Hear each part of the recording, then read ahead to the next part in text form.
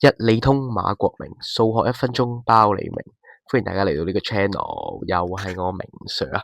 首先同大家介紹下先，呢個 channel 主要係分享一啲有趣嘅數學題同埋一啲 DSE 嘅題目嘅，咁啊 DSE 有關嘅題目啦。好啦，咁啊事不宜遲，即刻開始啦。咁啊今日呢條題目比較有趣嘅，見到題目咧有個正方形啦，同埋個三角形，叫你 find the area of the shaded region。OK，好啦，呢題究竟點做咧？歡迎大家停低佢慢慢諗。咁好啦，我陣間就會講答案噶啦。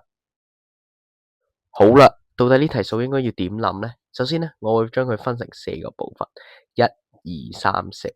點解要分成4個部分咧？主要係因為咧，當你將個 area 拆開咗幾個部分嘅時候咧，你自己會易啲諗噶。我自己覺得啦。OK，好啦，咁其實我哋要揾 area of shaded region 嘛，即係代表我哋要揾邊兩個部分嘅面積啊？係咪就係2加4啊？2加4其實就 exactly 就等於 area of the shaded region 啦。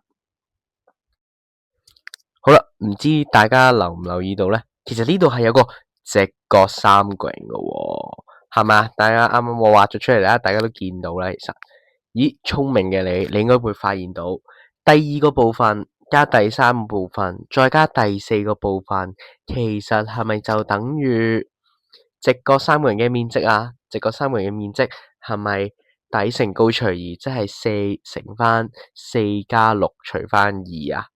好啦，呢個咧，我哋就寫完第一部分啦。好啦，接住落嚟應該點做咧？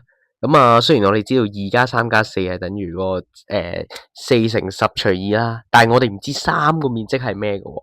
好啦，3嗰個面積點揾咧？其實係咪就係個正方形減翻個1/4嘅圓形啊？即係一個線形啦，係咪？好啦，咁究竟點計咧？咁首先呢個係正方形嚟噶嘛，所以佢個 area 係咪4乘4啊？好啦，跟住我哋再減翻1/4個圓，而佢嘅 radius 係咩啊？佢嘅 radius 就係4啦。OK， 好啦，咁所以我哋係咪寫翻 pi 4 square 除4，係咪真係等於16減翻4 pi 啊？好啦，最後2加4嘅面積其實係咪就係直角三角形面積，就係20啦。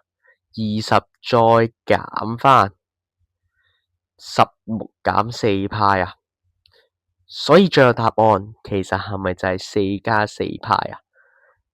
咁好啦，呢題咧我哋就正式做完啦。咁啊呢題我覺得唔算特別難嘅，但係絕對有助提升你嘅數學思維。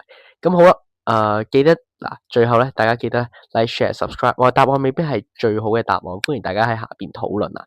不過最緊要，如果有志同道合嘅老友，都可以歡迎加入呢個 DSE 數學高階題目交流區。咁喺我嘅影片嘅 description 都有寫低噶啦。咁我哋下次再見啦，拜拜。